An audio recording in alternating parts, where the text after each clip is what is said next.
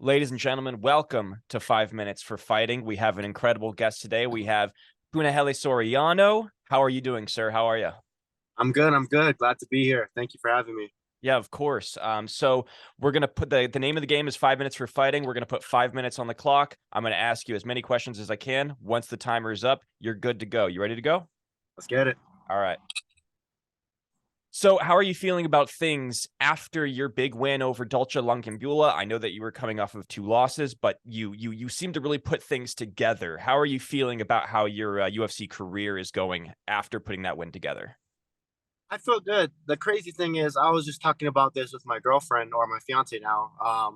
I still feel so green in the sport. I feel like I have so much more to improve on, so much more to get better at, and I'm learning every day, which I love about the sport.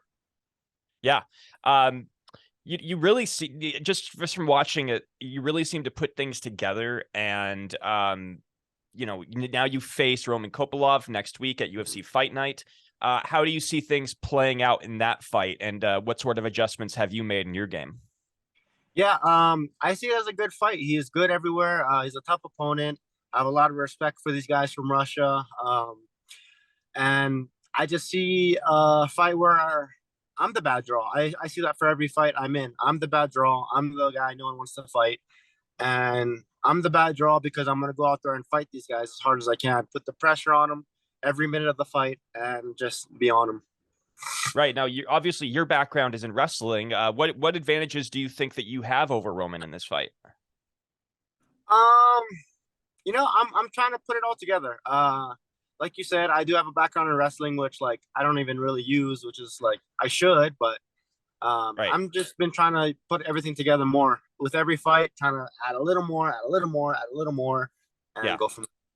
Yeah, middleweight, it is a tough division, obviously. I know you don't want to look past Roman, but is there an opponent or any sort of ideal scenario that you see for yourself going forward after this fight? Like, is there an opponent that you have in mind? What do you see for yourself in 2023?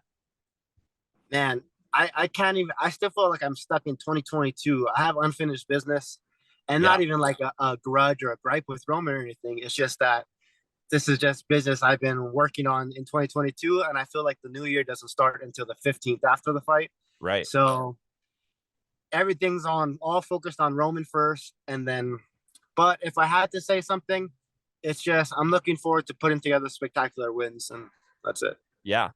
Is that tough? I just out of curiosity, is it tough to keep that narrow focus? Because I know fighters say that a lot. It's oh, you always keep your mindset on your opponent. But I imagine with all the distractions, you gotta there's so much you have to process being a professional athlete. Is it hard to keep that focus on one thing at a time, or is it something that you sort of get used to as you become more natural as professional? Um, Kind of both of that, but luckily for me, middleweight's such a scary weight class that every guy can knock each other out, and Yeah.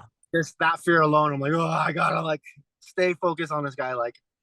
It's almost like my brain can't even go away because I'm just so like hyper focused on this guy Right. and beating him.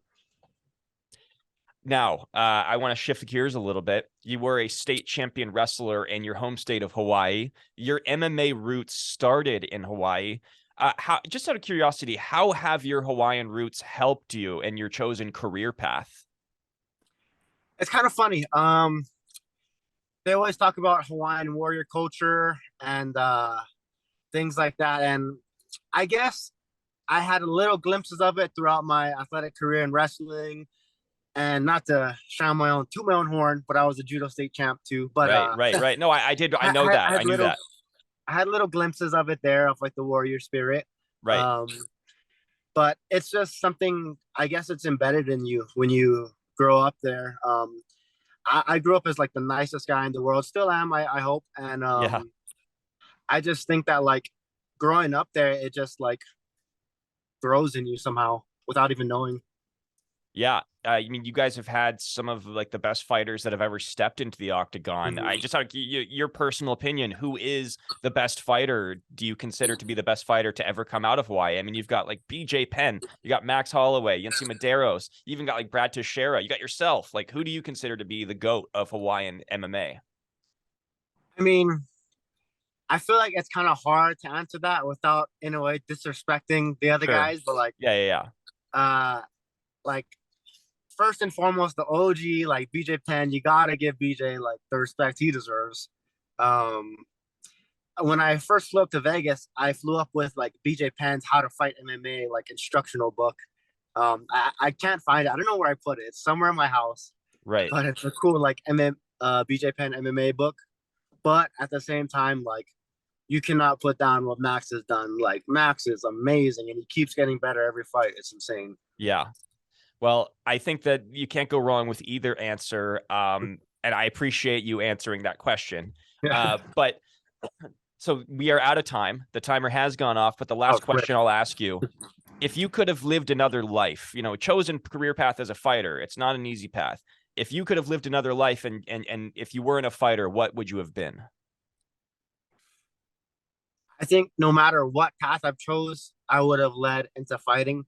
I graduated college and I was working like so many different jobs. I was landscaping, I was doing a little bit of teaching, I was doing some bouncing, I was doing everything, you know, like there's one point in my life I was working 7 days a week and nothing gave me the joy that even just training gives me. So some way or another I would have found my way to fighting.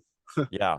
Every single fighter that I asked that question to, they say the same thing. So that doesn't Yeah. surprise me. Well, hey, thank you so much for joining me on 5 Minutes for Fighting. Good Course. luck next week against Roman. We're going to be rooting for you. And yeah, best of luck in 2023, man. Yes, sir. I appreciate it. Thank you for having me. Of course. Hey, take care, bro. Thank you. Yes.